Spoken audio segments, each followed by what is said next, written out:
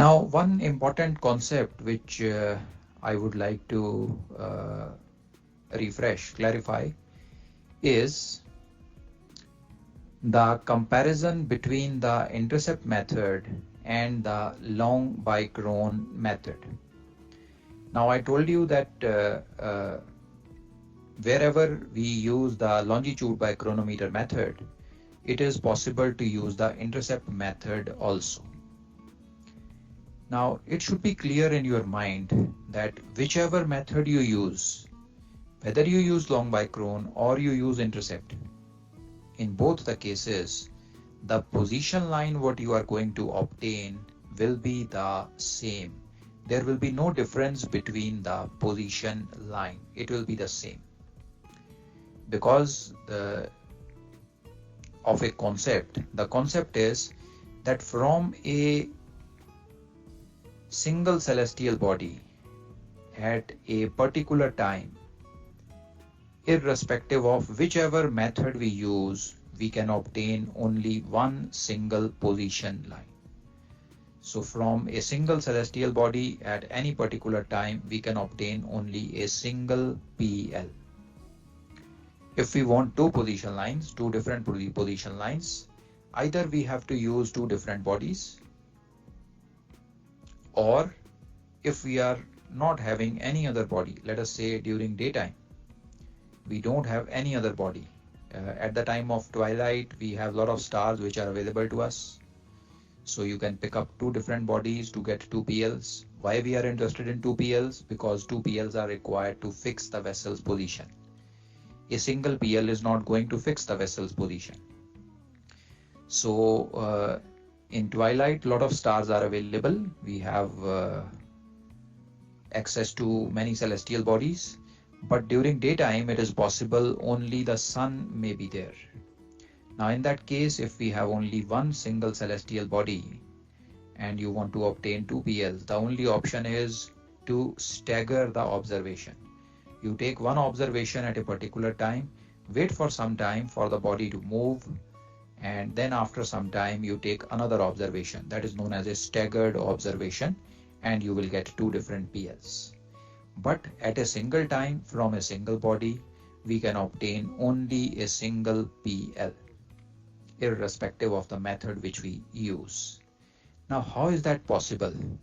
We had different formula for intercept and for long by chron. How both of them can give us the same PL? Let's try to understand using this diagram. Now, this horizontal line which you see is the DR latitude, labeled here as DR lat. This vertical line which I am highlighting right now with the laser pointer is the DR longitude, and the delta position which you see here is the DR position. Now there is one more longitude which is given here, highlighted by the laser pointer now. This is the observed longitude. Let's assume we solved a particular question, and this is the observed longitude what we obtained.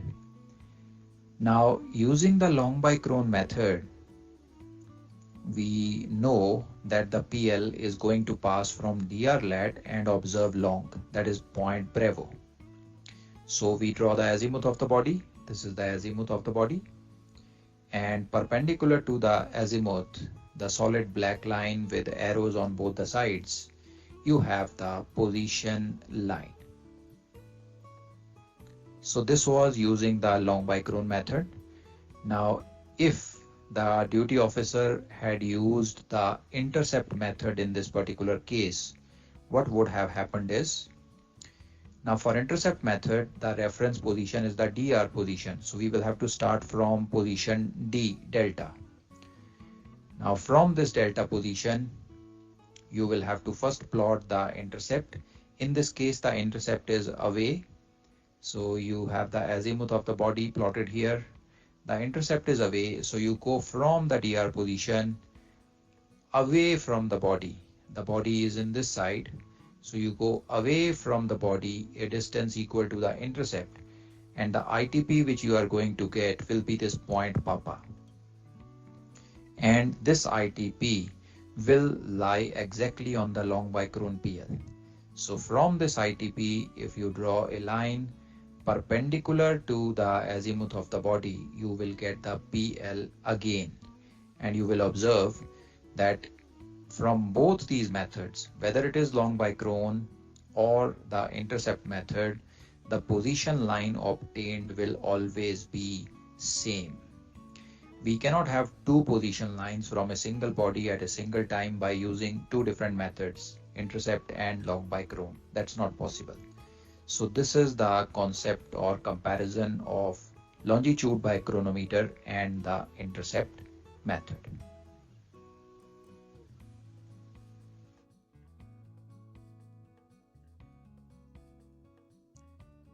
Any doubts in this, beta? Is that clear?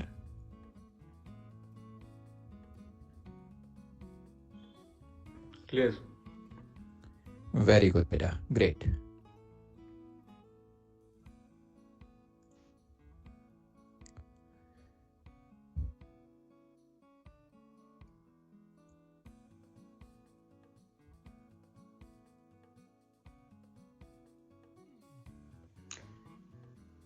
Let's move on to our next method now, which is Ex-Meridian.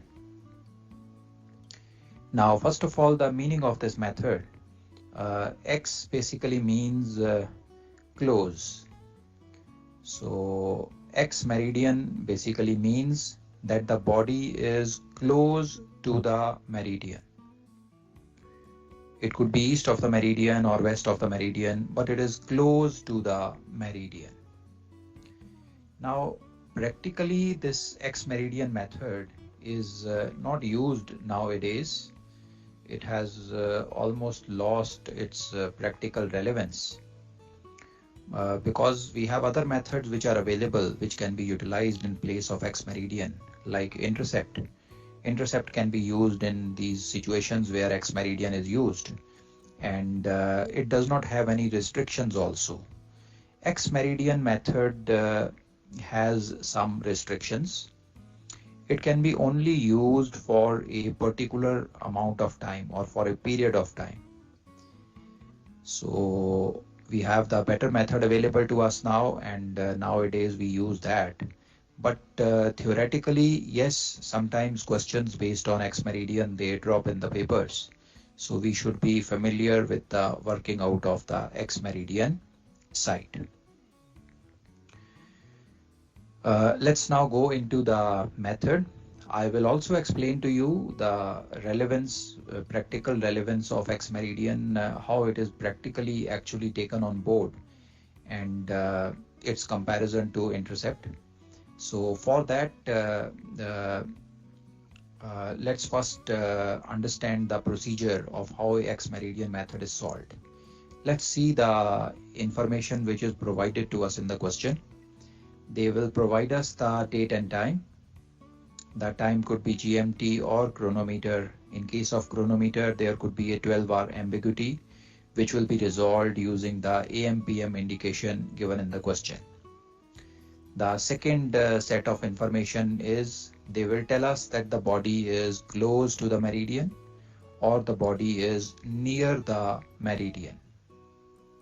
Along with it, we will have the sextant altitude of the body, and as usual, the index error, the error of the instrument, the sextant, and the height of eye provided to us for dip correction. And we will also have the DR position given in these questions. This is the information which is provided, almost similar to what was there in long bichrone or intercept, with only one addition, that a indication is given that the body is close to the meridian or near the meridian. Now, as far as our exam questions are concerned, wherever this indication is given, body is close to the meridian or near the meridian, the paper setter wants you to attempt this question using the Ex-Meridian method. So this is the intimation provided to us to denote that Ex-Meridian is to be used in these questions. So let's go into the procedure now. The first step is similar to what we have already done. We obtain the almanac information of the body.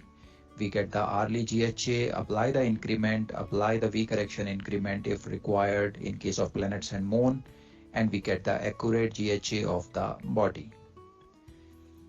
We have the DR longitude available to us, and once applied to the accurate GHA, we get the LHA of the body, and this LHA gives us angle P. Now we obtain the hourly declination from the day page. We get the value of hourly correction. We check its increment from the increment table, apply it, and that gives us the correct declination, the accurate declination of the body. So this is the first step. Now in the second step, we correct the altitude of the body.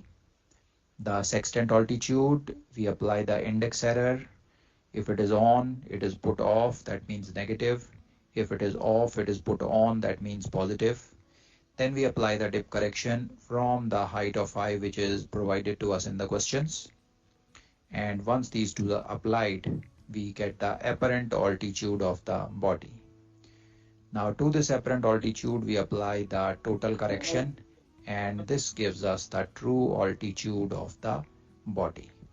Once true altitude is obtained, we can get the true zenith distance of the body, which is 90 minus true altitude.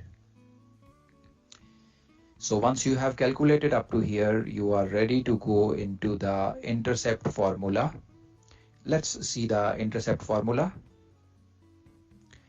Intercept formula is cos of mzt is equal to cos of tzt plus 1 minus cos p into cos of latitude into cos of declination. Now let us understand the terms one by one. The first term which you see is the meridional zenith distance, that is the mzd. Now before I explain the remaining part, let me explain to you a little bit the relevance of Ex-Meridian. I told you that nowadays it is practically redundant, but in the olden days the Ex-Meridian method was in use.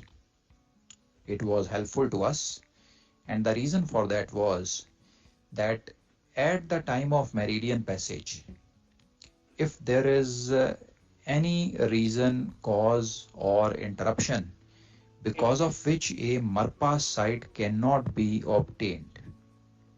It could be that it was raining at the time of meridian passage, or the sun or the celestial body was covered with clouds. You could not take a sight at that particular instant. Now Marpas is an instant. So if you miss that instant, then the meridian passage sight is not possible. It happens only once in a day for the sun at the noon time.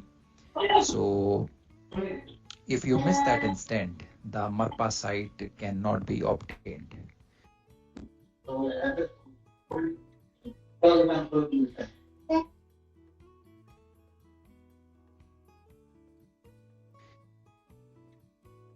Now it was very important in the olden days to get a Marpas sight, because our passage calculation, which is also known as day's work, the passage calculation or day's work was based on the noon position, the Marpas position, and we used to calculate the distance traveled, distance made good, engine speed, all these things, the distance remaining, what is the fuel. A noon report was prepared every noon, giving a full summary of the passage for the last one day, and it was sent to all the concerned parties, the owners, the managers, the charterers, all these parties. So if you missed the Marpas site, the day's work calculation will get affected. Nowadays we are not bothered because we are getting a real-time position from GPS, and the day's work can be easily calculated from 1200 to 1200, whether you take a sight or not, whether there are clouds or not, whether there is rain or not. But at the olden times, when GPS satellite positions fixing was not there, this was the only method with which the day's work could be calculated. So in case a Marpas site was missed, the only other option available to us to get the MZT, see the Marpas site gave us the MZT, meridional zenith distance. Then this MZD was combined with declination to get the observed latitude. So we wanted a way to get the meridional zenith distance in case the Marpa site was missed, and this is why the Ex-Meridian method was used.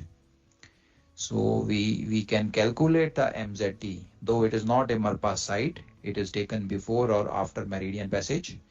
It is not a Marpa site, but still using this we can calculate the MZD, and this MZD can be combined with declination in the same way as was done in a Marpa's observation to get the observed latitude. So that was the whole purpose of Ex-Meridian. So cos of MZD is equal to cos of TZD, that is the true zenith distance. It has been calculated already from the true altitude of the body, plus 1 minus cos of P. P is available to us. We had calculated the LHA, which gave us the value of P, into cos of latitude into cos of declination. The latitude used is the DR latitude. The declination is available from the almanac. So all the terms on the right hand side are available to us. We put them in the formula. Using the scientific calculator with a single step calculation, we can obtain the MZD. So this is again a very important formula, not to be forgotten. Make sure that you apply this formula correctly.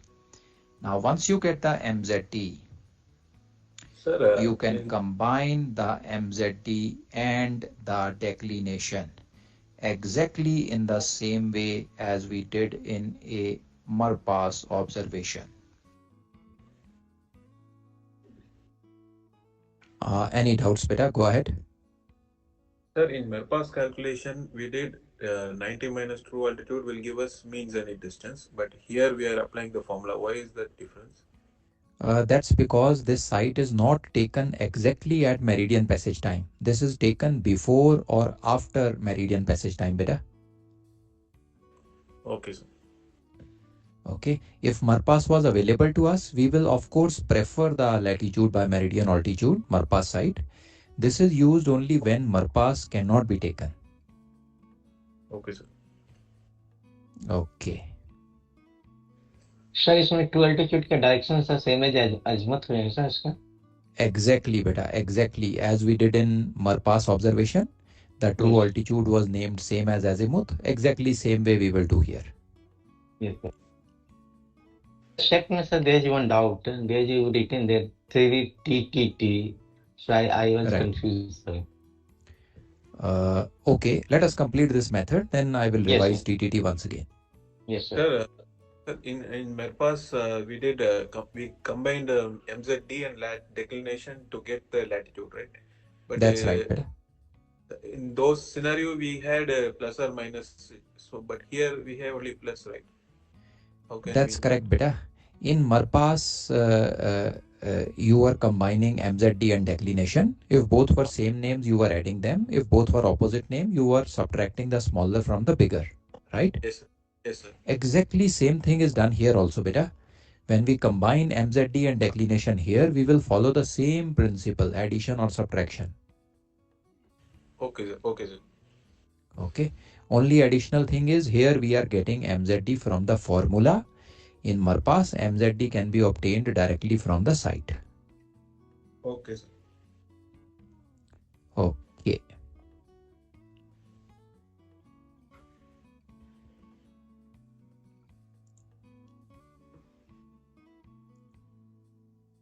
Latitude by meridian altitude observation. And once you combine them, we obtain the observed latitude. So exactly in the same way as we had the observed latitude, we get the observed latitude. Now the combining was by giving a name to the MZD. We had done a shortcut method.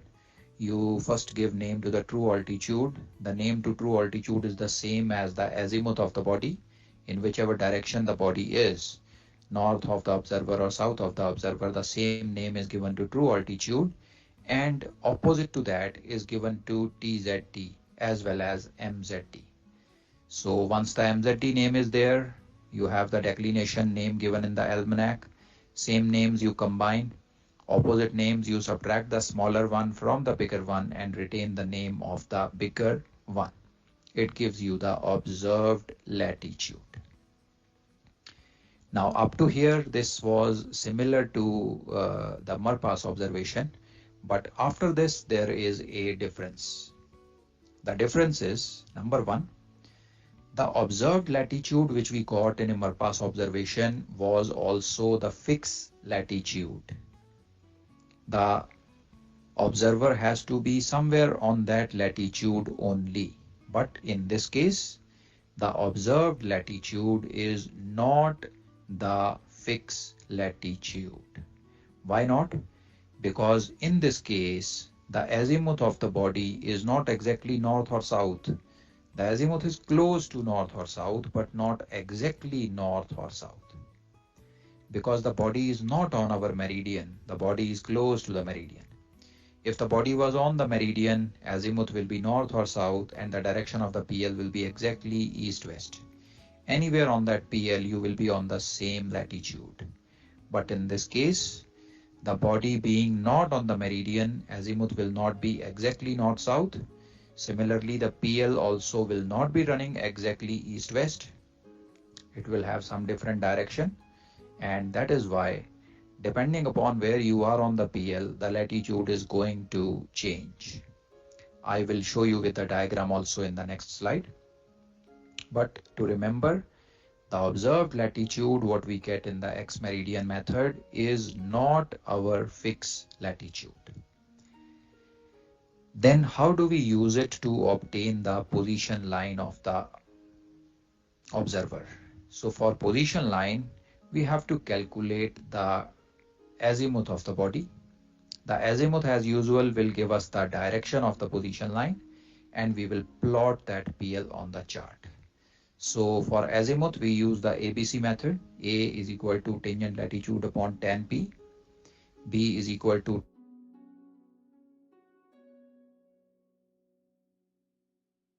and then we use it in the tan azimuth 1 by C into cos lat formula to get the azimuth of the body. Once the azimuth is obtained, we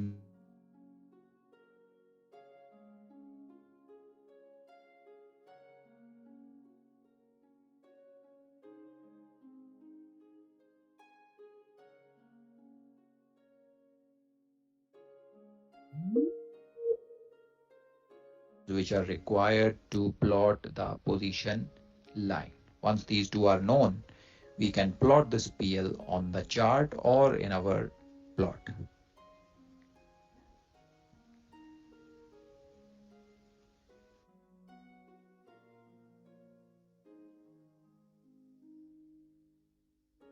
So beta, any doubt in the method now? You have the full procedure, information given, stepwise method and the answer obtained. Any doubt coming anywhere?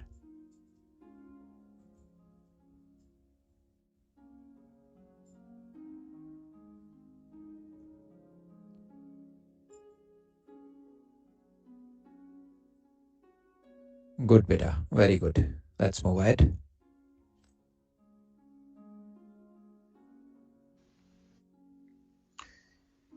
Let's see the Ex-Meridian plot in the diagram. Now, the reference position where the Ex-Meridian PL is plotted or drawn or passes through is the DR longitude and the observed latitude. So this is the reference position, observed latitude, which we calculated from the Marpas formula, the Ex-Meridian formula, and the DR longitude. This is the position from where the PL is going to pass. Now, after plotting these two, we plot the azimuth of the body. The body is close to the meridian, so let's assume our celestial body is here.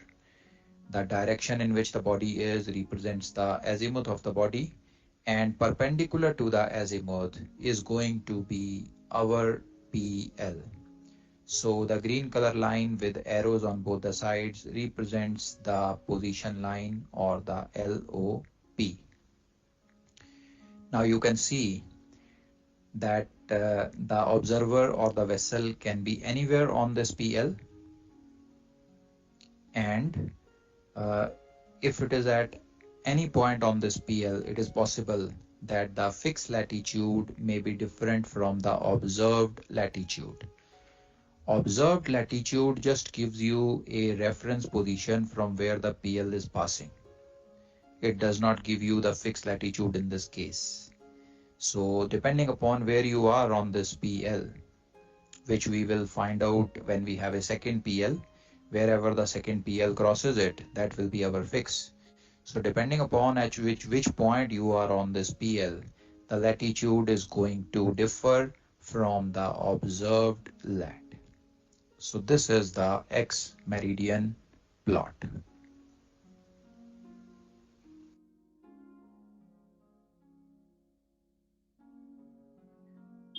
Clear, beta? Any doubts?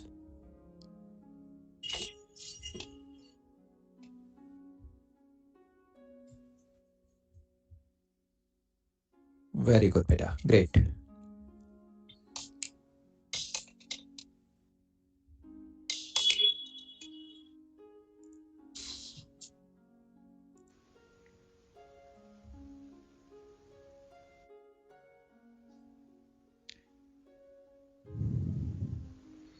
Now, one important thing not required right now in these Ex-Meridian questions, but the concept should be clear in your mind.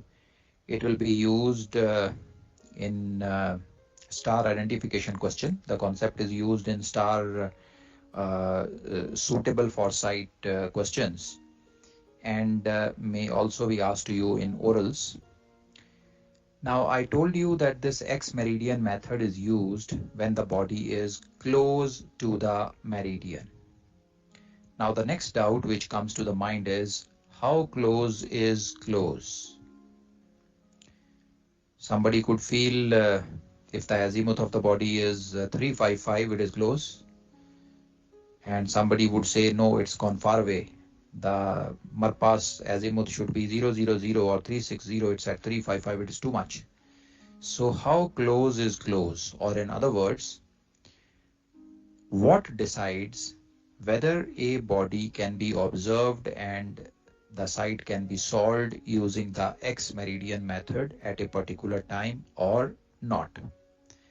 Now, I also told you that this Ex-Meridian method has some restrictions as compared to the Intercept method. Intercept method does not have any restrictions at all. It can be used at any time other than the Marpas. The Ex-Meridian method, on the other hand, has some restriction. It can be used only for a certain period of time. To give you an example, let us say if the meridian passage of the sun was at 1200. Now, for using Ex-Meridian, there is a particular band of time, a period of time in which it can be used. Just to give you an example, if that band or period is 15 minutes, so 15 minutes before Marpas and 15 minutes after Marpas, that is the period in which Ex-Meridian can be used. If the body has gone outside that period, the time has moved outside that period, the Ex-Meridian method cannot be used in that case. What should be used in that case? The choice is Intercept method. So if the body has gone out of this limit, then we can use the Intercept method. Now, how to find the Ex-Meridian limit? For finding the Ex-Meridian limit, we have the Ex-Meridian tables. They are there in the Norris tables. Let me show the tables to you. You can see the Ex-Meridian table 1 on the slide now. There are total 4 Ex-Meridian tables, table 1, table 2, table 3, and table 4. In the olden days when we did not have the calculators, then all these 4 tables were used to work out a Ex-Meridian sight. But nowadays the calculations are done with scientific calculators. So we do not require table number 2 and 3. Their purpose is solved using a calculator, but we require table number 1 and table number 4 to obtain the Ex-Meridian limit. So let us see now, how do we obtain the Ex-Meridian limit for a particular body? Now, if you see in this Ex-Meridian table number 1, you can see on the horizontal axis we have the declination. This is the declination of the celestial body whose site is being taken. And on the vertical axis, you have the latitude. This is the latitude of the observer. So this table is entered using the latitude of the observer and the declination of the body. Now let's assume that the declination was 40 degrees and the latitude was 10 degrees. So 10 degrees latitude and 40 degrees declination, the table gives us a value of 2.96. This is also known as factor A. You can see it here, it is mentioned as factor A. So we have obtained the factor A from Ex-Meridian table 1. In this particular example, we have taken 40 degree declination and 10 degrees latitude, and it comes to be 2.96. After obtaining this factor A, we enter into table number 4. Any doubts in table 1, beta? Clear?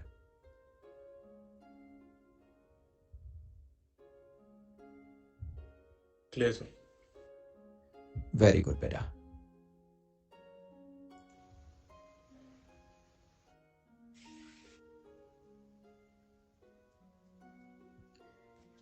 You see the table number 4 on the slide now. This is Ex-Meridian table 4.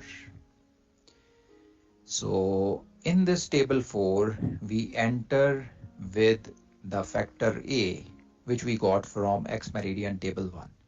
So you can see this table gives the limits for using the Ex-Meridian tables. The limit is in minutes of time before or after meridian passage. So you can see the factor A mentioned in this column, starting with 30, 25, 20, 15, so on, and going up to 0.6.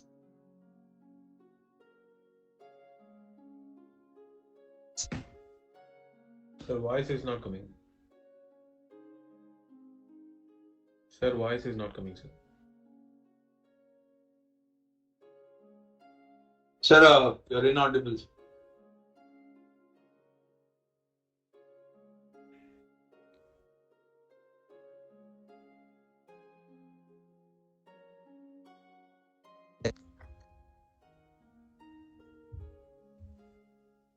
Limit for our example. Sir, your voice is not coming, sir. Okay, can you hear the voice now? Now Yes, sir. we can hear, sir, for past Yes, 1 sir. minute. We couldn't. Okay, beta. All right. Give me a minute. From this table only we can start, sir, because we. Okay. Just a minute.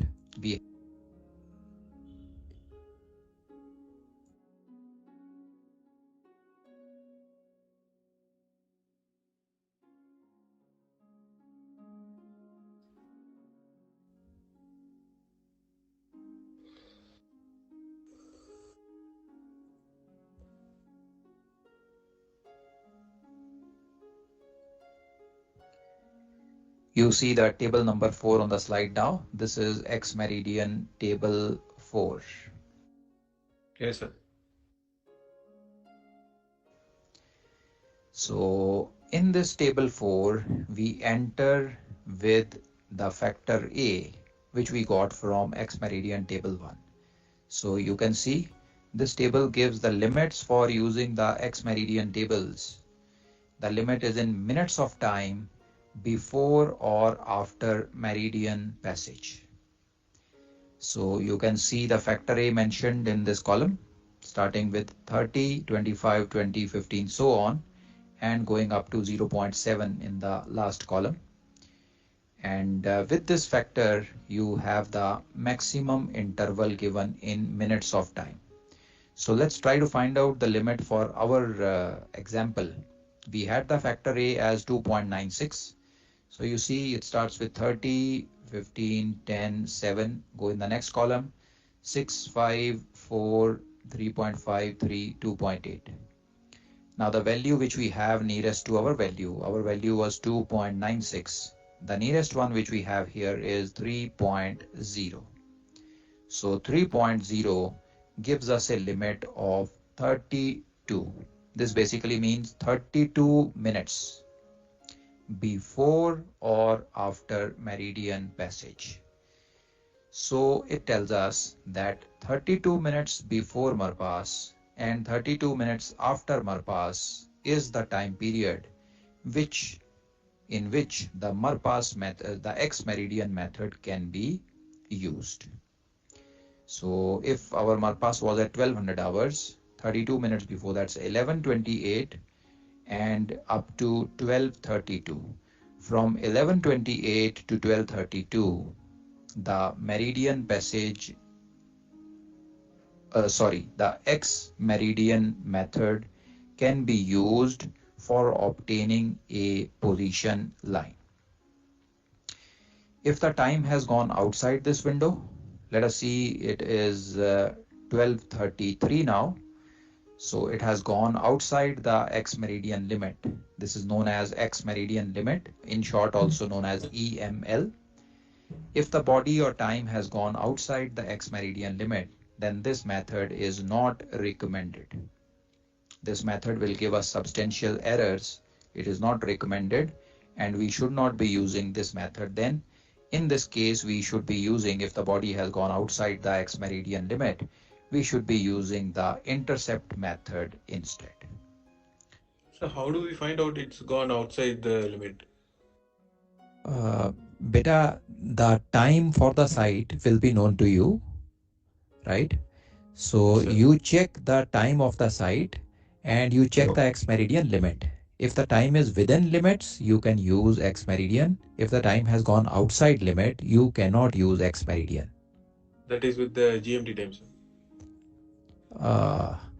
Okay, let me give you an example. Let us see let us assume that on one particular day, the meridian passage time was 1200 hours. Okay, let's say it was LMT meridian passage 1200 hours and you had the limit as 32 minutes, right? So 1200 plus and minus 32 gives you the window within which the site can be worked out. So the window is basically between 11:28 to 12:32, right beta? Yes, sir. Now if you take the site between 11:28 and 12:32, any time in this particular window, you can use the Ex-Meridian table, Ex-Meridian site, Ex-Meridian method can be used. If the time has gone outside this window, it is before 11:28, let us say the time is 11:15, then you cannot use Ex-Meridian. Or if the time has gone beyond 12:32, let's say the time is 12:45, then you cannot use Ex-Meridian method. Okay, sir. Okay, any more doubts, beta? Sir, can you quickly again one more time explain table 4, sir? Power cut here, sir. Just no login. Okay. Okay, beta. From table 1. Are you sharing your screen, sir? I can see that. Yeah, I'm sharing, beta. What about other people, beta? Can you see my screen?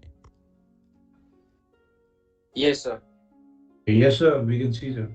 Okay. Okay, sir. So Just beta, log out and log in. yeah, please do that. It'll be visible to you. Okay, I'll repeat once Yes, again, sir. beta. You get factor A from table 1 and with that factor A, you enter into table 4. You can see in the first column factor A values are given. Along with factor A values, you will see the interval given in minutes. For factor A value of 30, the interval given is 6 minutes. So this interval is the Ex-Meridian limits in minutes of time. So from the meridian passage time, this many minutes before that time and this many minutes after that time. It is written here on top of the table. Minutes of time before or after meridian passage, ex-meridian can be used.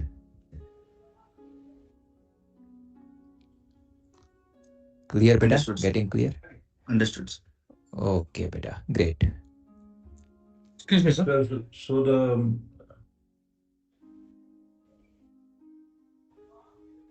Now these tables, beta, ex-meridian tables are there in the Norris table also. And I had sent you a shortened version, 25 pages of nautical tables. These ex-meridian tables are included in those also. So you can take a printout and refer to them. You will get the ex-meridian tables. so according to this, the minimum time for any body to pass, the limit is minimum is 6 minutes. Yeah, that's right, beta.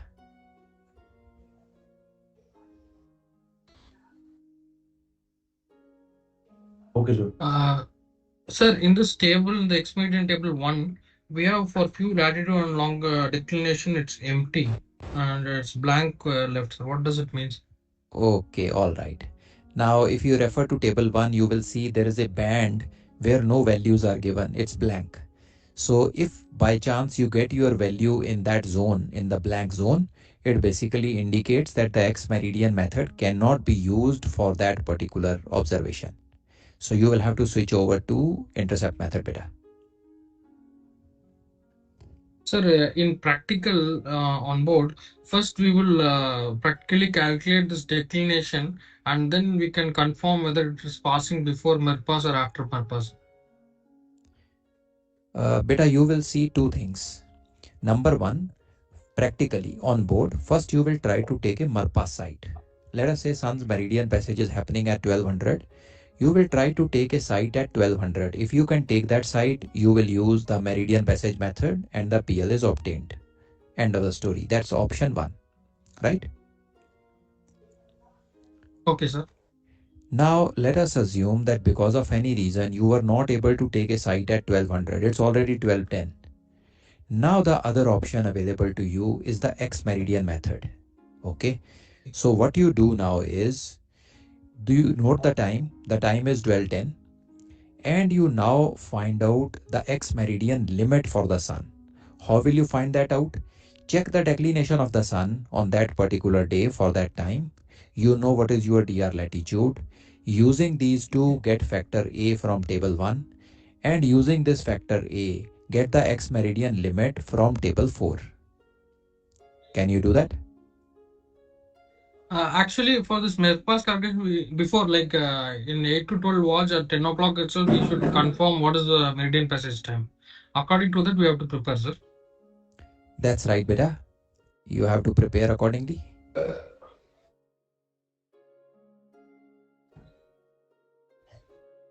So is your doubt resolved now? In that top, we have given this latitude and declination same name and opposite name. If it is opposite, we have to see in this opposite table. Exactly. Table 1 is divided into two parts. So in one part, you will see latitude and declination same names. So if you are in the north hemisphere, the declination is also north, you go into that part. The second part of table 1 gives you lat and dec opposite name. So you see which criteria is applicable to you and you go into that part of the table. Okay.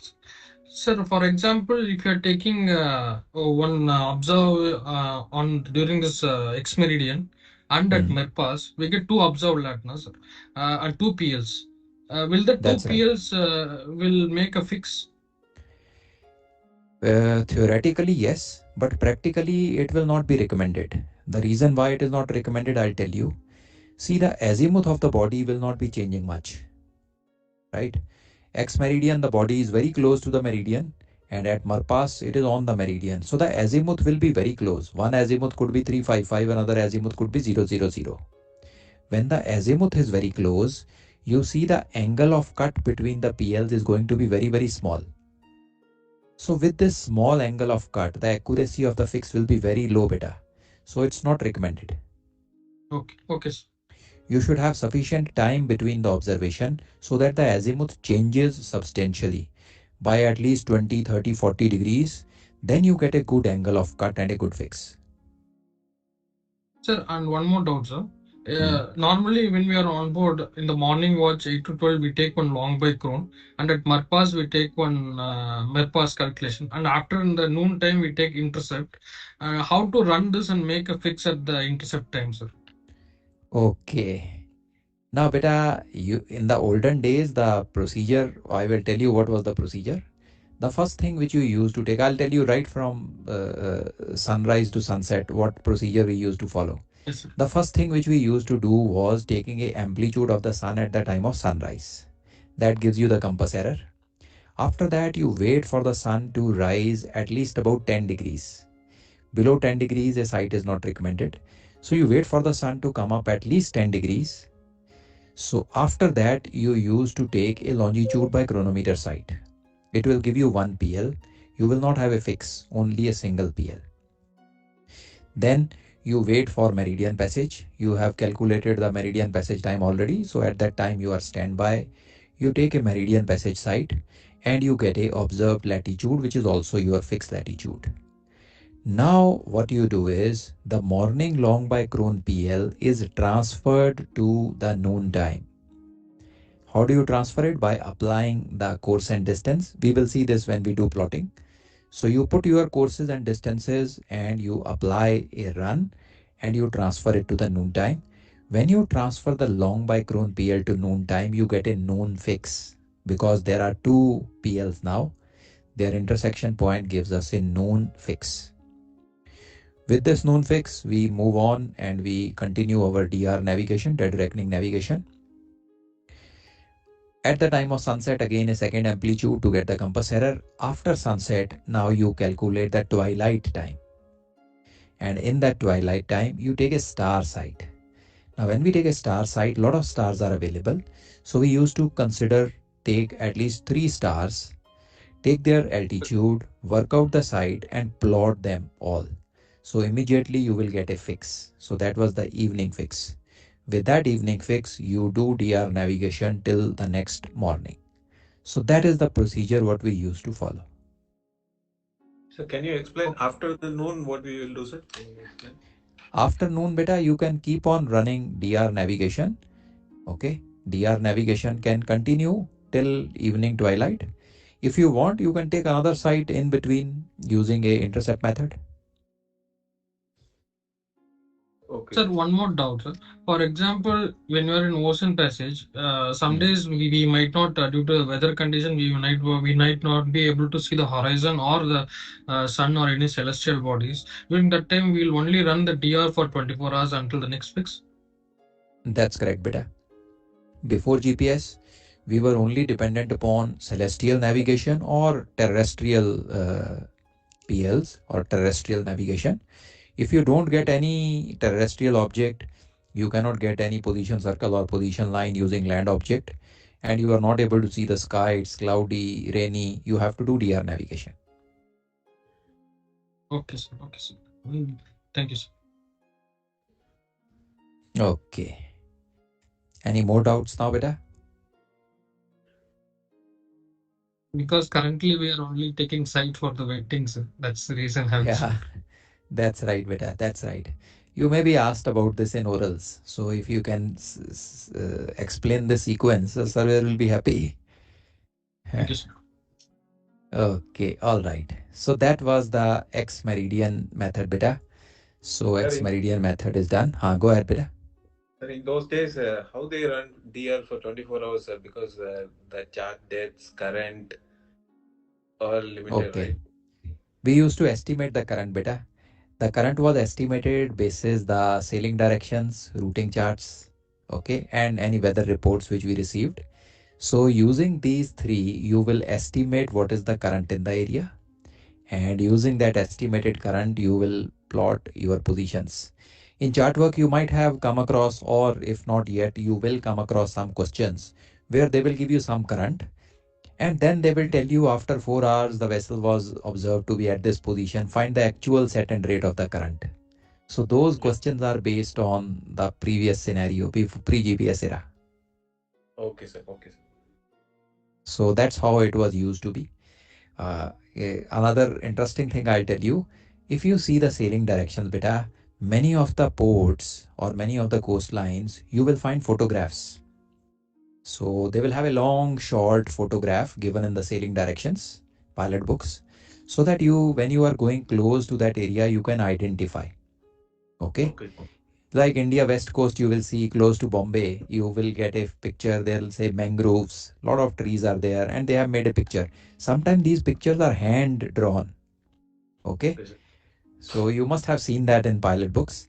So what was the purpose and use of those beta? The purpose and use was, if somebody is doing DR navigation and not able to get a fix because of any reason, when they make a landfall, looking at that picture and looking out of the bridge window, they used to correlate that is this view which we are looking out of the bridge window matches with what is given in the sailing direction, and they used to find out whether their DR is accurate or not.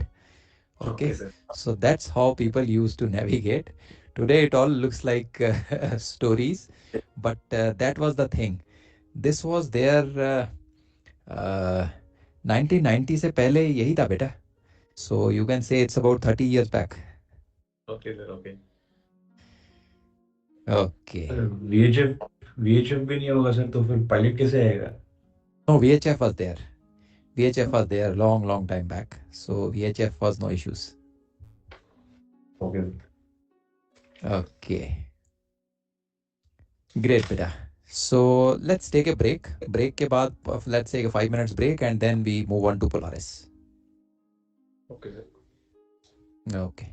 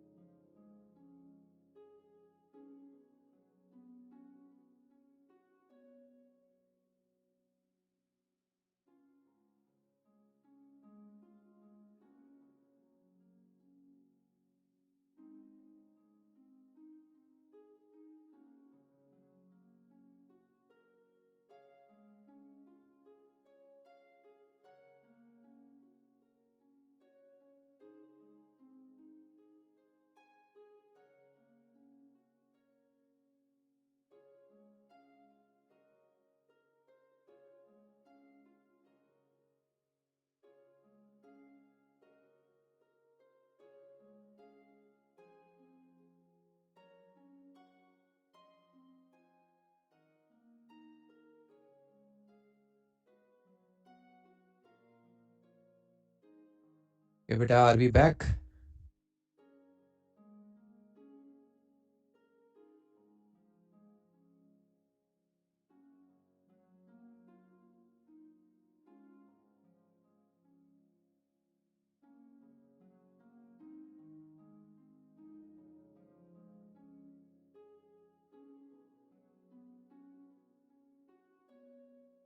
आ गए बेटा वापस?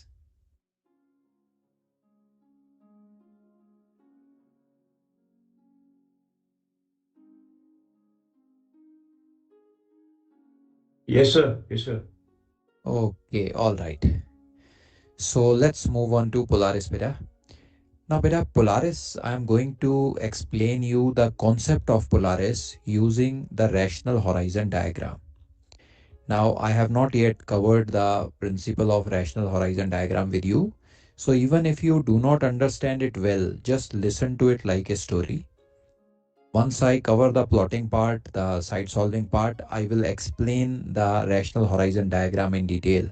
So you will understand it very much at that time. So don't bother too much if you don't understand it. Listen to it as a story so that the concept gets inside, and that will help you to understand and appreciate the method. Okay, beta? Yes, sir. Okay. So let's go, beta. Let me put up the presentation. Let's see.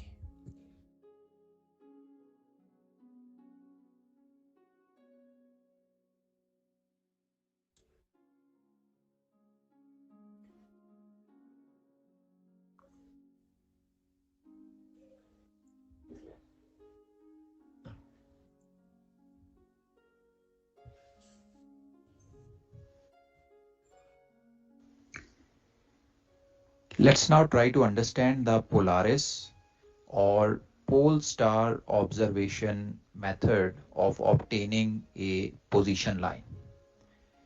This is also a very quick and easy method with which the position line can be obtained.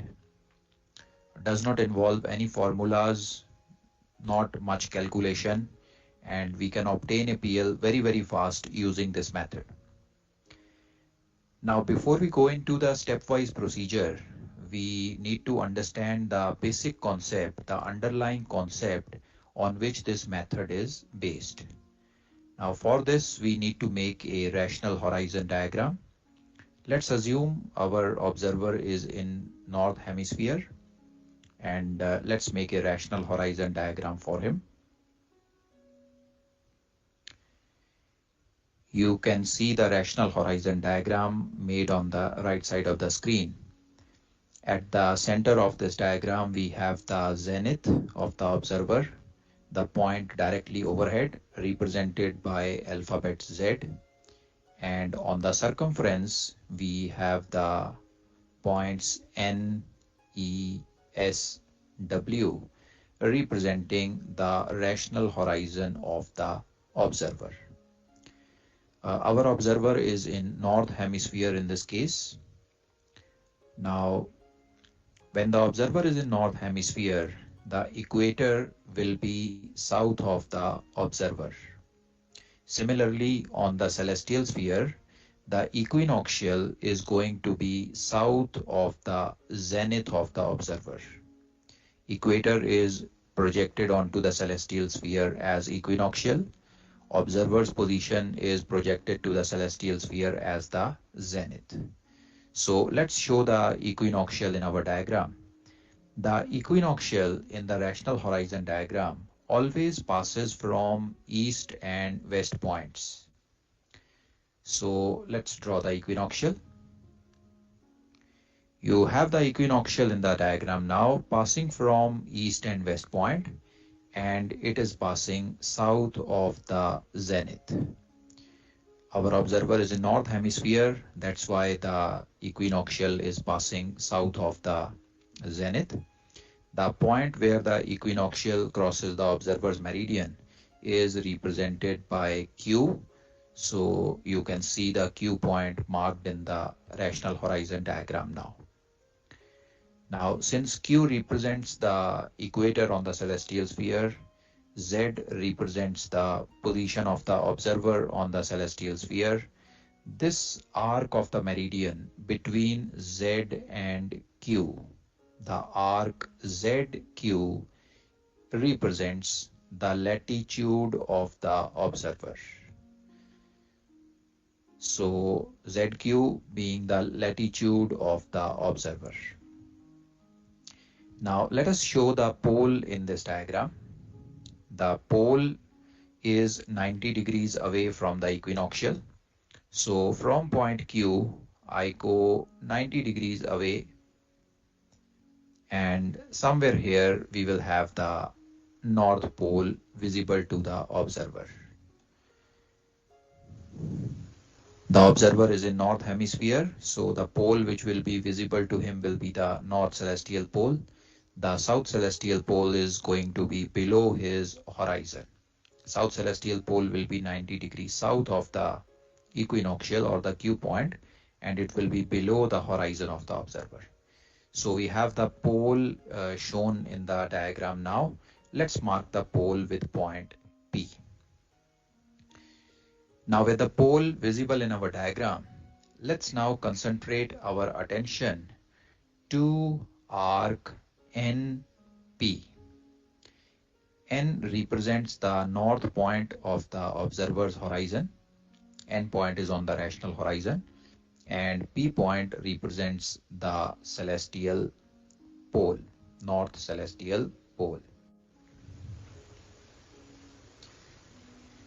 This arc N to P is basically the altitude of the pole, or it is also known as the elevation of the pole.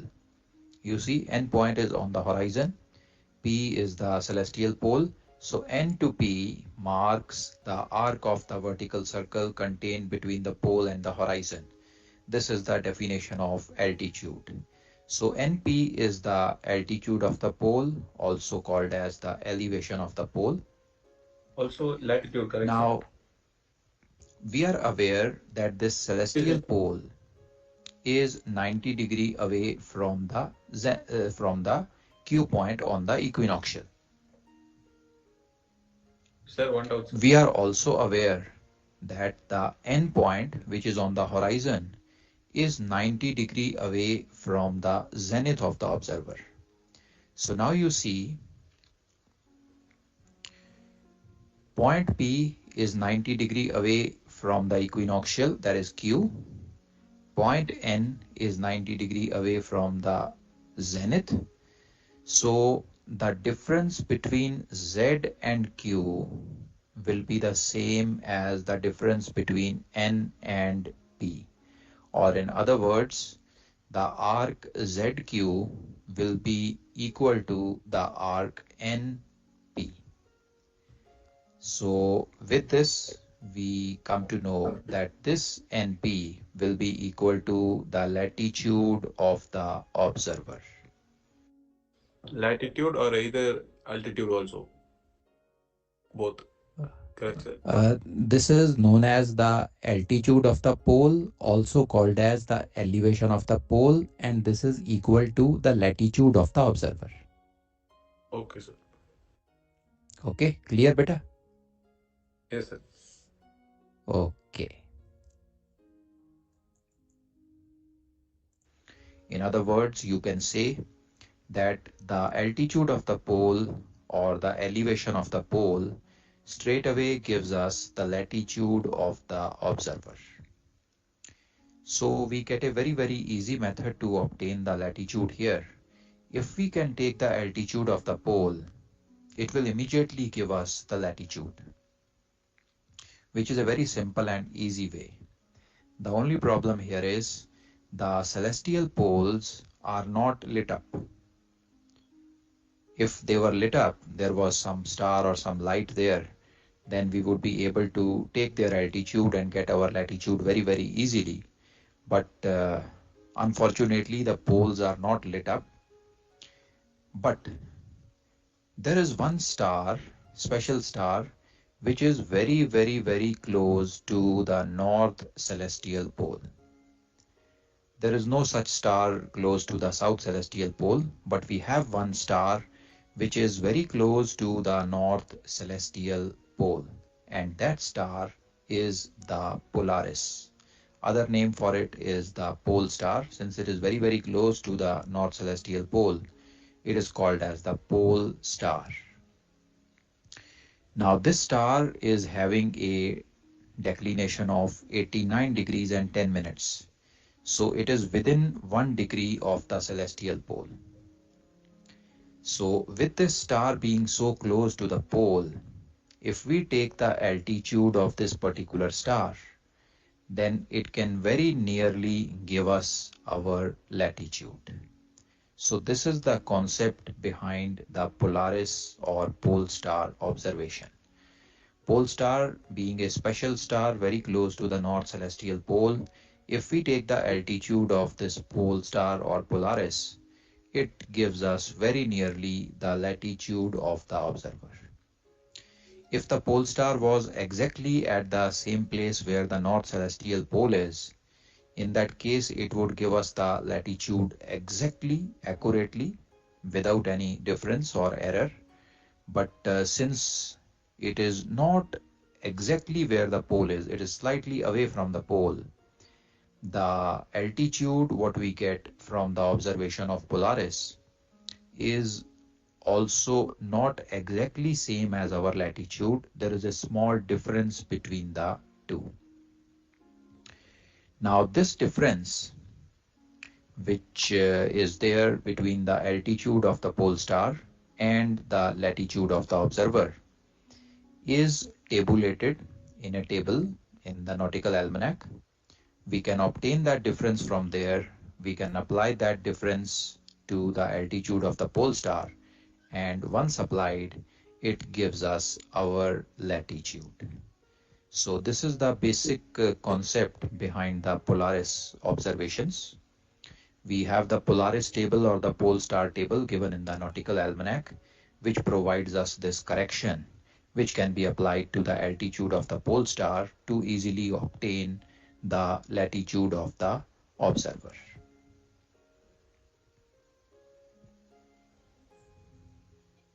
Any doubts coming in this, beta? Yes, sir. Sir, regarding this pole star, is the Polaris will be always the pole star, or there will be any change in the stars? No, beta, Polaris is not exactly where the pole is. Polaris is slightly away from the north celestial pole.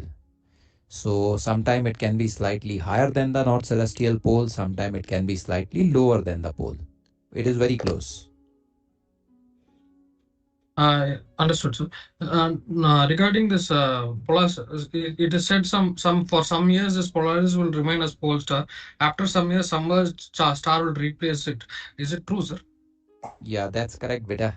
That's correct, but that will happen over thousands of years, not so frequently. This happens because of the precession of the equinoxes. The axis of the Earth is changing its direction basically, and that is why right now where the axis points, pole star is very close to that. Sir, Okay, sir. at what latitude we can take this pole star site, sir? There is a at how much latitude we can take this? Okay, beta, it is recommended that the latitude up to which you can use this Polaris observation is about 70 degrees. Okay, अभी हम table देखेंगे तो table में भी आप देखोगे the values are given, I believe they are given up to about 68 degrees. So beyond that, if you are in higher latitudes, then the Polaris site cannot be taken. Okay, sir. That is the limit, but I'm asking from which latitude we can take this site. You can take it from any latitude, beta. In the northern hemisphere, Polaris will not be visible in the southern hemisphere. So in the northern hemisphere, from 0, that is equator, up to about 68 degrees north. Okay, you can take the Polaris site. Okay, sir. Okay, sir.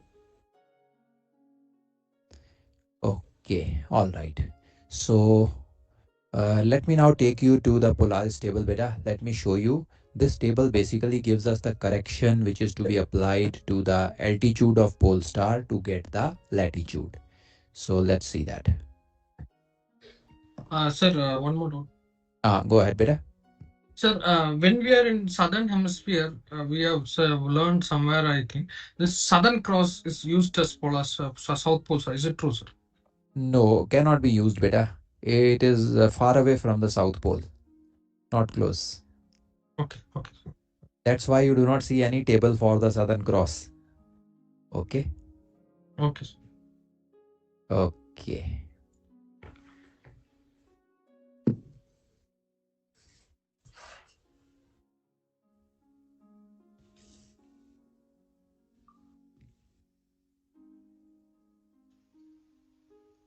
Now this correction which we apply to the altitude of the pole star or altitude of Polaris to obtain our observed latitude is available in the almanac. We have a Polaris pole star table. You can see the Polaris pole star table in the 1992 almanac on the screen now. It's given on page number 274. Now, if you look carefully in the table, you will see that the table is entered with LHA Aries. Every column represents a range of 10 degrees. 0 to 9 degrees is the range in the first column, then 10 to 19, 20 to 29, 30 to 39, 40 to 49, and so on. There are total 36 columns representing 360 degrees of LHA Aries. So for entering in the table, we have to first find out the LHA of Aries. The time of observation is given to us in the question. Using that time, we obtain the GHA of Aries from the almanac. The longitude is given to us in the question. Using the longitude, we obtain the LHA. Now, once the LHA is obtained, we can enter into the respective column as per LHA and get the corrections. The top part of the table gives us the A0 correction. Then the second part gives us the A1 correction. The third part of the table gives us the A2 correction. And the bottommost part gives us the azimuth of the pole star. Now let's see how do we obtain the values of A0, A1 and A2 corrections. Let's assume for the sake of an example that the LHA of Aries in a question is obtained as 65 degrees. So with LHA Aries 65, first of all we have to select the column. You can see the first column is from 0 to 9 degree 59, then the next one 10 to 1959 and so on. So 65 degree is going to fall in this particular column. 60 degrees to 69 degree 59 minutes. So we enter in this particular column of the table, and when we go down, the first value which you see here, 0 degrees 16.8 minutes, this is for exactly 60 degrees of LHA. For 61 degrees it is 17.2, 62 degrees 17.5 and so on. When you go up to 65 degrees, you see the A0 correction. This top part is for A0 correction. The A0 correction comes out to be 18.6 minutes. So for 65 degrees LHA Aries, the A0 correction is 0 degrees 18.6 minutes. Now another thing which you need to pay attention to is that in case if the LHA Aries was 65 degree 30 minutes, 65 degree 30 minutes, you see now the value for 65 is 18.6 minutes and the value for 66 degrees is 19.0 minutes. For any intermediate value, we will need to interpolate between these two figures. So for 65 degree 30 minutes, the value will be exactly midway between 18.6 and 19.0, and that would be 18.8 minutes. So Okay, sir. this is how we refer to the table and obtain the A0 correction. Interpolation may be required if you have a LHA value between any 2 degrees.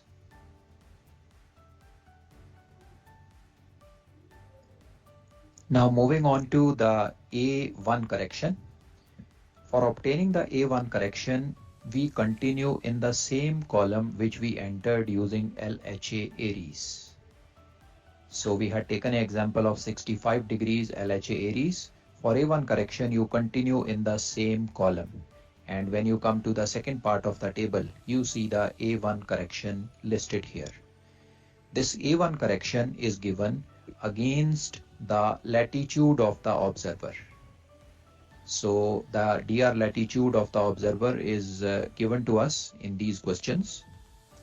In case in some question the DR latitude is not given, then in that case the altitude of Polaris can also be considered or taken as the DR latitude.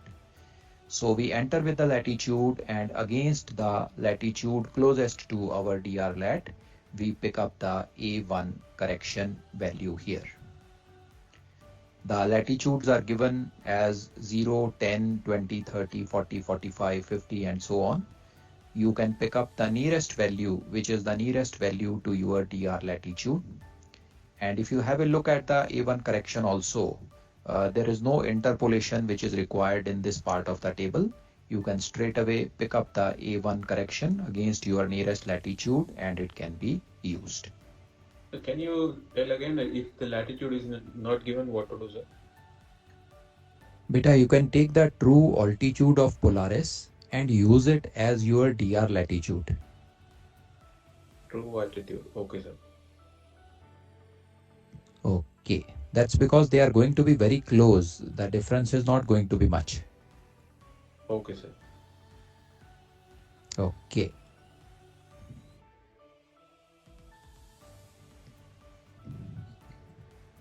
Now moving to the third part of the table. If you follow the same column which you had entered using LHA Aries, after A1, the next correction which is given here in the table is the A2 correction. In the third part of the table, you will see the A2 correction. A2 correction is given against the month of the year. You can see the month on the vertical axis on the left side. So depending upon in which month the site was taken, the observation was taken, you can go into that row and pick up the A2 value from the third part of the table.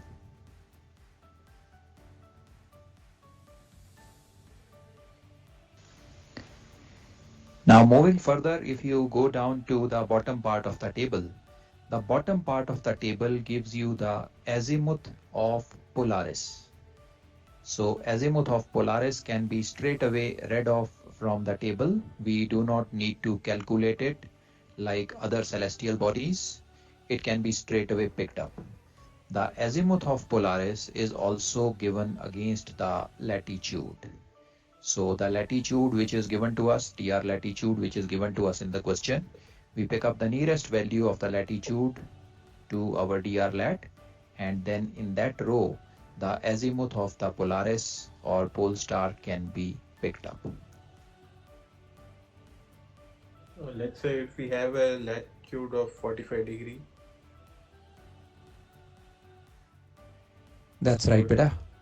So it would 45 degrees. So it would be 359.5, correct, sir? Yeah, you can round it off. The only accuracy what we take is only one place after the decimal. So you can round it off to that value. Okay, sir. So that 45 degree should match with the LHA Aries value, which is 65 degree table, correct? Exactly, beta. Exactly. So the vertical column which you entered from the top using LHA Aries has to remain the same for all the four A0, A1, A2 and azimuth. Okay, sir. Okay, so clear, beta? Is the table clear? Any doubts in the table? Sir, just the 65 degrees you said, no, sir, for LHA Aries, it is 18.6. Is that right, sir? 65 degrees. Just a minute, beta. Yes, 18.6. Okay, I've zoomed in. Okay, so for 65 degrees, it is 18.6. So if it is having some minutes, we have to interpolate between these values. That's correct, beta. Like you see, for 66, it is 19.0. So anything between 65 and 66, you will need to interpolate. And once you have interpolated, you can round off to one place after the decimal. No need to go to more places after the decimal. Round it off to this accuracy. Okay, sir. Thank you. Okay. Sir, ये जो 10 है sir under latitude 10 degree and the 0 degree is the same value, sir. Okay. So which one, which column to take, sir, in that case? Say again, beta, what was your doubt? So under 10 degree. Right. Yeah. The first value is 0 degree 17.5. Right, beta. And also in 0 to 9 degree में last में 10 degree में 0 degree 17.5. Okay. Beta, basically the last value given in one column is the same as the next value given. जो first column की last value है, that is also 10 degrees. And the first value of the next column is also for 10 degrees. Okay? Yes, sir. So which column we should select? Anyone, beta. For exactly 10 degrees, you can go anywhere. Okay, any column is okay. Because starting में जो column लेंगे वही end तक we have to use the same column, right? Yeah. Oh, if the value exactly matches to 10 degrees, practically it will not happen. You will always have some minutes or seconds. So it will not happen. But yes, if it happens, then you can pick up any column of your choice. Okay, sir. Okay. There may be a slight difference. 0.1 difference may be there in those columns, but that is acceptable. Right, sir. Okay. Sir, in the bottom of this page, we have correction I0. What is it, sir? In the bottom beta, they give you the formula basically. The latitude is obtained as apparent altitude corrected for refraction. This is basically the true altitude. Apparent altitude of a star, when you correct it for refraction, it becomes the true altitude. So latitude can be obtained as true altitude minus 1 degree plus A0 plus A1 plus A2. So this is what we will be doing when we do the Polaris sight. This is exactly the formula which we'll be using. That is minus 1 degree, sir, not I. Yeah, that's minus 1 degree, beta. Okay. And it will give observed latitude, sir. It will give you the observed latitude. That's right. Yeah. Okay, all right. So let's see the method now.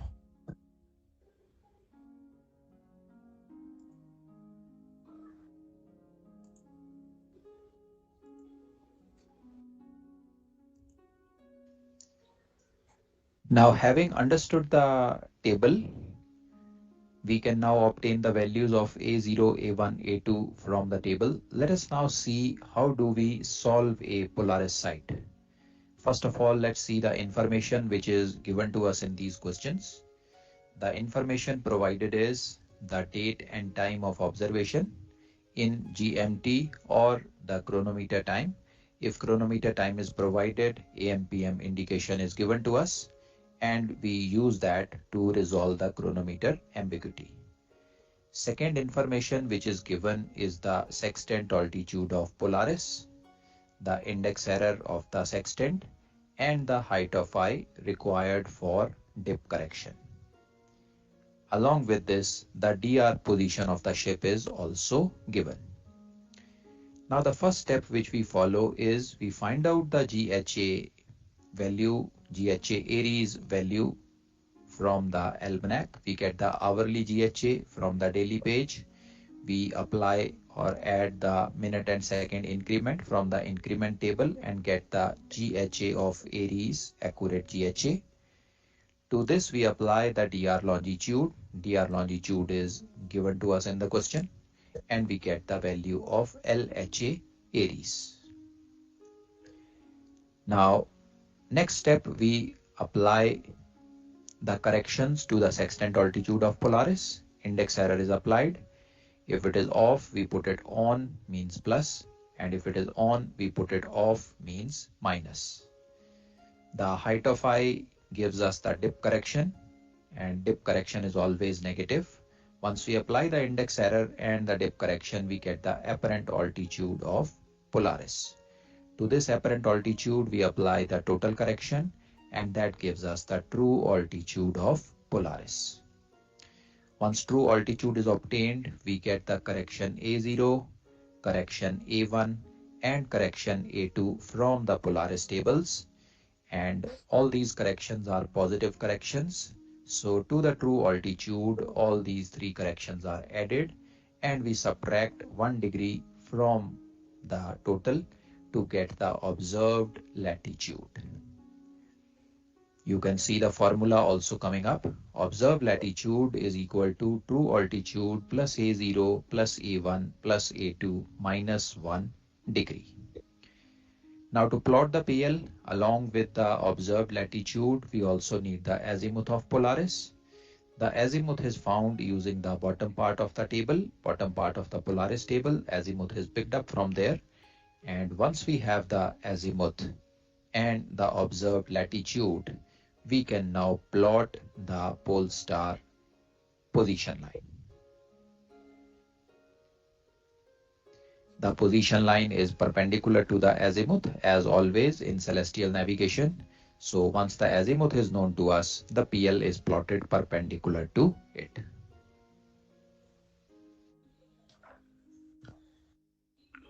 Sir, in the Nautical Alumni Polaris table below, it is mentioned latitude is equal to apparent altitude, but here we said true altitude. Beta, with apparent altitude, there's something given in the bracket also. So what is that? Corrected for refraction, sir. Right. Now Polaris is a star.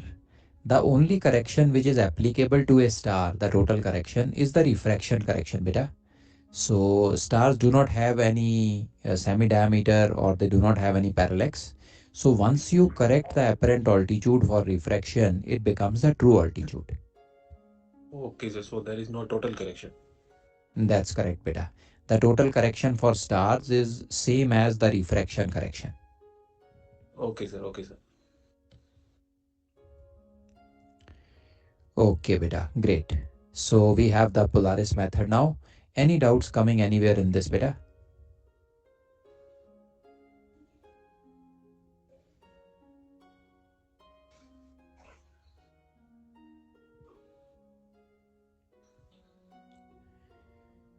Very good, beta.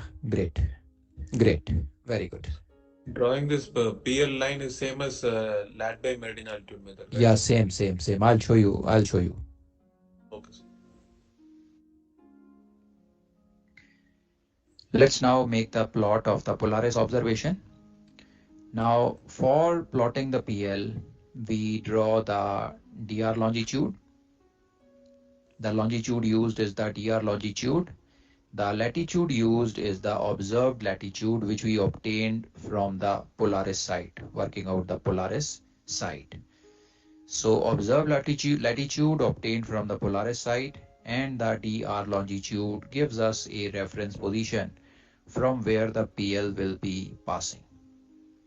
Now on this point, we mark off the azimuth of Polaris, or the pole star. Let's assume the pole star is here. So the red arrow shows the azimuth of the pole star, and the direction of the PL will be perpendicular to the azimuth of the body. So you see the green color line having arrows at both the ends represents the position line in case of a Polaris observation. Now you can clearly see if the azimuth of the pole star is exactly 0.0, azimuth is exactly north, In that case, the PL will be running in the east-west direction, and the PL will then also be our fixed latitude. Now there is a possibility that the azimuth of the pole star may be exactly 0.0, and if that is so, azimuth exactly 0.0, the PL observed latitude becomes the fixed latitude also. So that's a special case in Polaris. Okay. So any doubts in this beta Polaris site?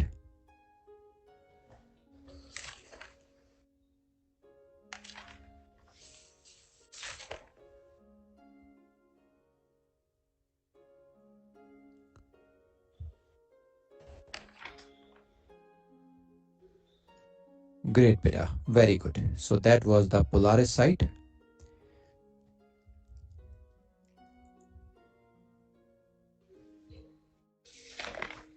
Now, let me take you to one more concept in celestial navigation, which is rarely coming in exams, but you may sometime come across.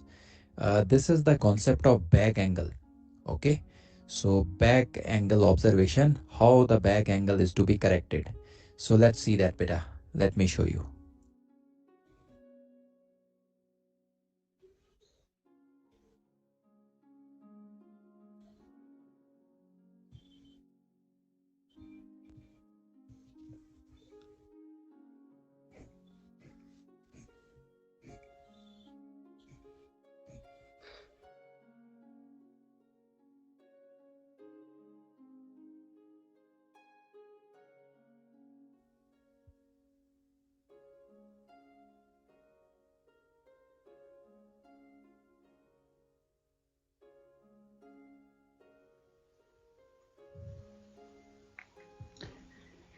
Let's now understand the concept of back angle. Now this back angle is practically redundant nowadays, no more used. But in the olden days when we were dependent upon celestial navigation for our position fixing, back angle was used whenever the situation demanded. So let's try to understand what this back angle technique is and how does it help us to obtain the altitude of a body. Now this back angle concept is used in those scenarios when the horizon is obscured due to any reason. The reason could be rain, it could be fog, it could be clouds, or there could be a coastline visible to you. Now, because of all these reasons, it is possible that the horizon may not be visible.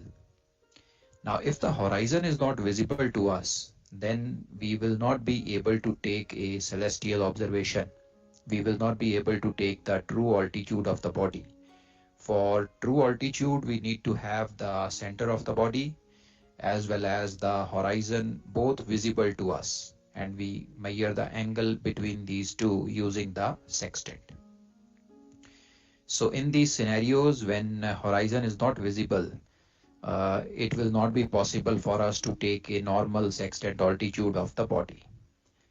Now, since in the olden days it was very important to take the sight, that was the only method available to us in open sea conditions where there were no land-based terrestrial navigates. This was the only means of position fixing. And if we are not able to take a sight, the vessel will be in doubt where the actual position is. So we tried our best to obtain the position line in whatever situation we were in. Now in these scenarios also, it seems we will not be able to take the sight, but there is one possibility which is available. And that possibility is if the horizon on the opposite side is visible to us. Let me give you a practical example. Let us say you are coasting and you are coasting on, let us say, Indian west coast. You are passing Mumbai and moving in the northwest direction. Now you have the coastline on your starboard side. Now let us say the sun rose and at about 9 o'clock, 10 o'clock, you went on the bridge and you wanted to take a sight, but you will have the coastline and the horizon will not be visible to you. Now this is where the back angle technique can help you. Instead of using the horizon in the direction of where the body is, we can use the horizon opposite to it and obtain the altitude of the body. Now, how is it done? Let us try to understand using a diagram. You see this diagram now. We have the Earth in the diagram. We have the Earth. Then we have the center of the Earth at this particular place. We have the observer at point O. Observer has got some height of I also. You can see he is above the surface of the Earth. C represents the center of the Earth. And the celestial body which we are trying to observe is this particular star named as X. Z represents the zenith of the observer. Now, this line which you see passing from C, R dash, passing from the center of Earth, represents the rational horizon of the observer. Rational horizon plane passes through the center of the Earth. You can see it passes from the Earth center, and every point on it is 90 degrees away from the zenith of the observer. So this is our rational horizon. Now, from the observer's eye, if we draw a tangent to the surface of Earth, from the observer's eye, we draw a tangent to the surface of Earth. You see, this is the tangent in one direction. This is represented by OV dash. This represents the visible horizon of the observer. If you see on the opposite side, then from the observer's eye, you draw a tangent. You see OV is the visible horizon of the observer. Now, if you draw a line or a plane passing from the eye of the observer and parallel to rational horizon, you see this is the observer's eye and we have the rational horizon as R dash. This is the plane of the rational horizon. So from the observer's eye, if you imagine a plane which is parallel to the plane of the rational horizon, which is represented by S dash in the diagram, this is the sensible horizon of the observer. This is the definition of sensible horizon of the observer. So we have the sensible horizon also here represented by S dash. Now the situation is such that in the direction where the body is, you see this body X is in this particular direction. In a normal scenario, we would have used the visible horizon OV dash to obtain its altitude. But the situation is such that this particular horizon is not visible to us. There may be coastline, rain, fog, clouds as discussed earlier. So this side of the horizon is not visible to us. So that's why I have put a cross over here. But the horizon on the other side, which is OV, diametrically opposite to the direction in which the body is, exactly reciprocal, opposite, this side horizon is visible to us. So if you have coastline on one side and the other side is clear, you will be able to see the horizon on the other side. So horizon on the other side is visible to us. This is the scenario, or this is the situation where the back angle method can help us. So even though the horizon in the direction of the body is not visible to us right now, we can still obtain the altitude of the body using the back angle technique. Now let's try to understand what this technique is.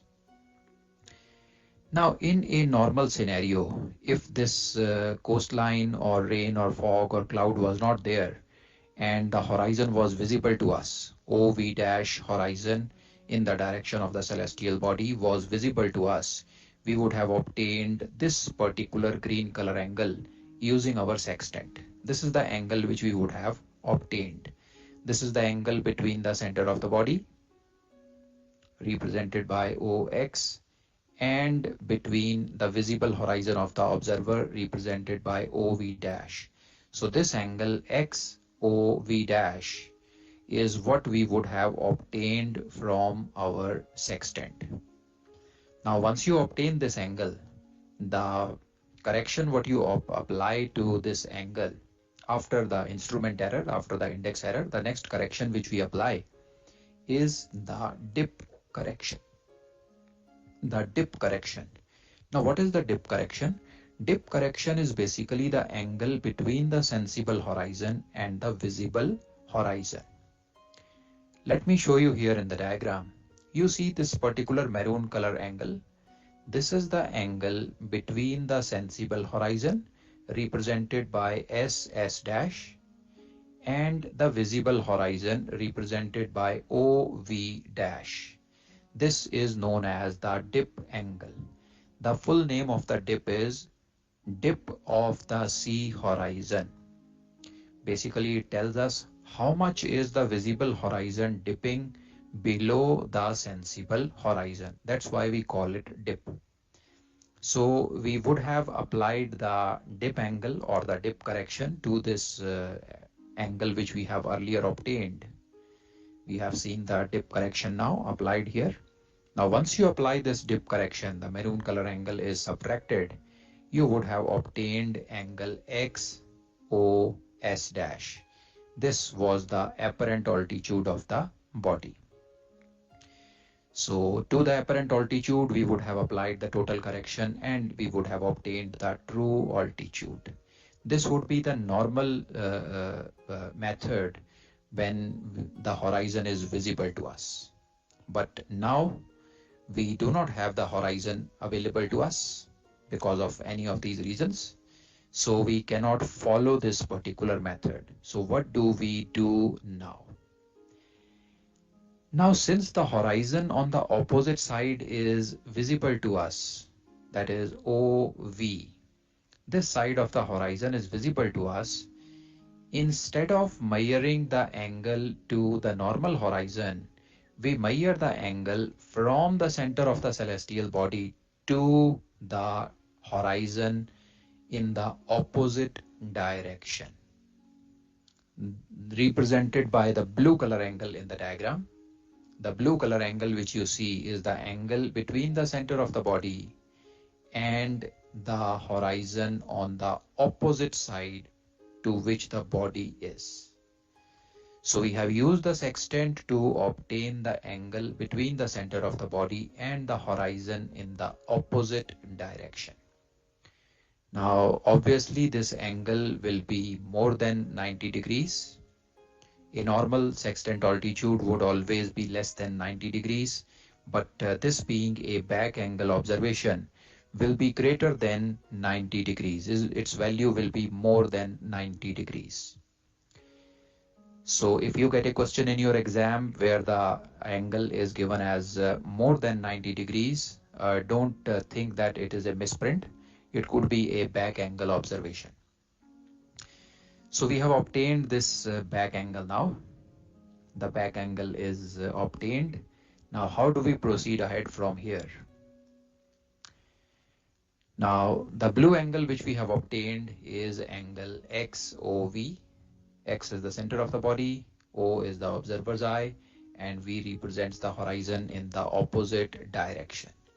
Now, to this angle, after applying the index error, obviously that is the instrument error, we again apply the dip correction as usual. We would be given the height of eye of the observer in these questions. So we get the dip correction and we apply the dip correction to this blue angle. So let us see what happens once we apply the dip correction. You can see the dip correction now represented by the maroon color angle. This is the dip correction applied to the horizon on the opposite direction. reciprocal direction. So once you apply the dip correction, the angle which we have now obtained is this blue color angle. The angle which is available to us now is XOS. And if you look carefully, this particular angle is basically 180 minus apparent altitude. You can see the sensible horizon SS dash. It is a straight line. It is a plane, or in this diagram it is a straight line passing from the eye of the observer and parallel to the rational horizon. So the angle which we have obtained now, that is the blue color angle, and the angle which we require, which is the green color angle, they will add up to 180 degrees. So if we have obtained the blue color angle, 180 minus this angle would give us the apparent altitude what we require. So 180 minus the blue color angle which we have obtained, we call this also as apparent altitude in the back angle calculation. Once you do 180 minus apparent altitude, you get the corrected apparent altitude. The green color angle is now called a corrected apparent altitude. So once you obtain the apparent altitude, further calculation is easy. It is exactly same as we did before. We apply the total correction and we get the true altitude of the body. So this is how we obtain the true altitude of the body using this back angle concept. So basically, in the exam question, if they give the section altitude more than 90 degree, we will subtract minus 180 from the apparent altitude to get the true altitude, correct? Yes, beta, that's right. That's right. Okay, sir. So any doubts in this, beta? Is it clear?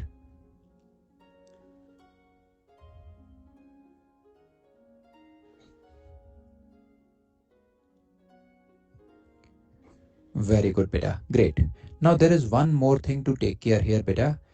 In case you are having this back angle for sun or the moon. Now there is one more thing which you need to be careful about. If you have a back angle observation of sun or moon and you do this procedure, now as soon as you subtract it from 180 in step number 3, as you subtract it from 180, you get the corrected apparent altitude. Along with this, you have to change the limb of the sun or moon. If the sight was given for the upper limb, as you subtract from 180, the upper limb will get changed to lower limb, and vice versa. If the sight was given for lower limb, as you do 180 minus apparent altitude, the corrected apparent altitude will become for upper limb. So limb is to be changed whenever you subtract it from 180. This is because when you change the horizon, subtracting from 180 basically changes the horizon. When you change the horizon, the limb of the body changes. What is upper limb in one direction will become the lower limb on the opposite direction. So can you tell me one more time, sir, how do we use for the questions in the... Beta, what I told just now, you have doubt in that? Yes, sir. Okay, just remember one thing, beta. If you have a back angle of sun or moon, Okay, then sir. they will also tell you it is the upper limb altitude or the lower limb altitude, right? Yes, sir. So when you subtract it from 180, you change the limb. Upper limb will become lower limb will become upper limb. So if they in the question, if they mentioned upper limb, then we will refer in the almanac lower limb. Right, you will apply the correction for the opposite limb, that is the lower limb. Okay, sir. Okay.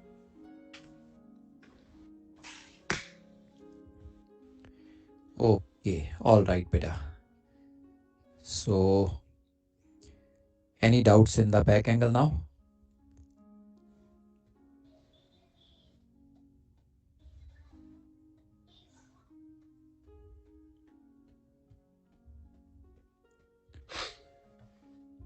Great, beta. Very good. So I'm closing down the presentation.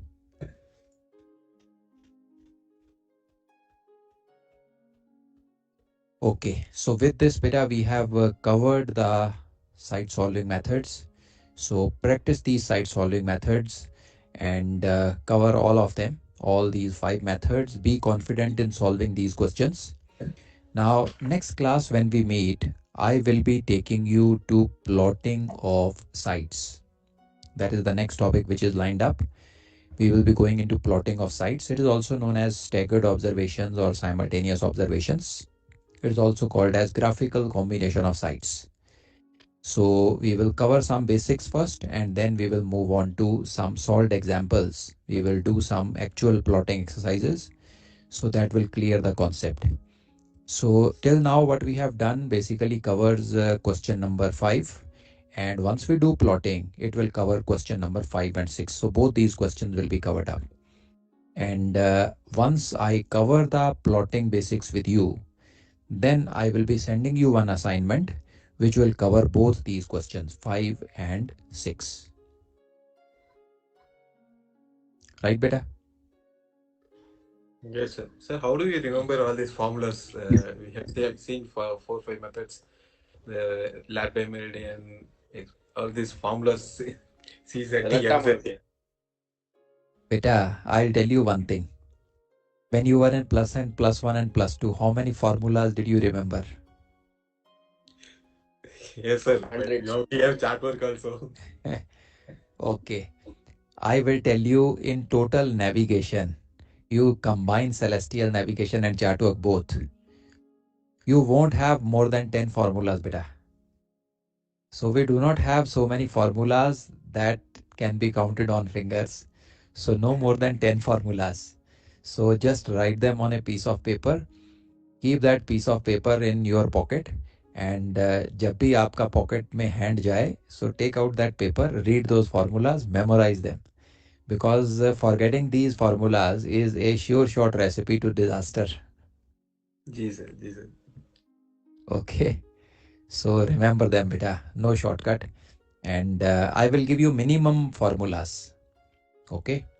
Till now, if you remember, तो मैंने आपको क्या formulas दिए हैं? I have given you cosine formula, then Napier rule, amplitude, azimuth. Okay. These 4, they were the basic ones. Then I gave you long by chron, intercept, Ex-Meridian. Okay. That's it. So only और भी है sir, और भी है sir. और कौन से बेटा बताओ? Parallel and plane sailing, Mercator sailing. अरे वो तो ट्रिग्नोमेट्री है, sine theta, cos theta, tan theta. You call them formula.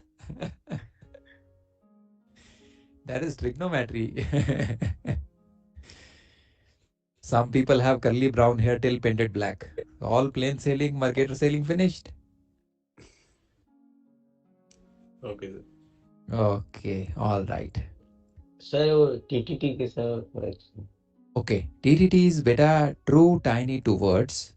If the true zenith distance is tiny, means smaller, the intercept will be 2 words. Okay. Now you want to understand the concept. Why is it so?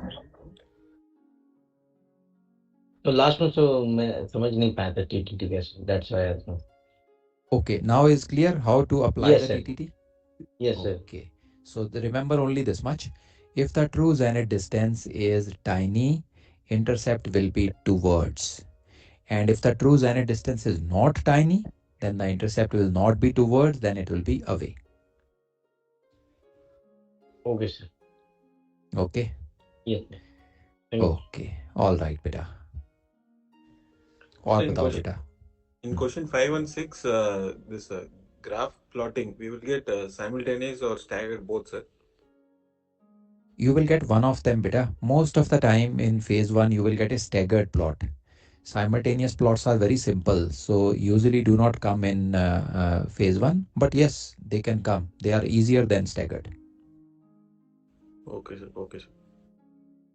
We will be doing also this graphical plotting now, sir, in this class. Not today. I don't want to touch it today because clearing up the basics will take 15-20 minutes. Then after that, we will have to break off. So we will keep it for the next class. Yes, sir. And start with basics and then start our practice. Okay, sir.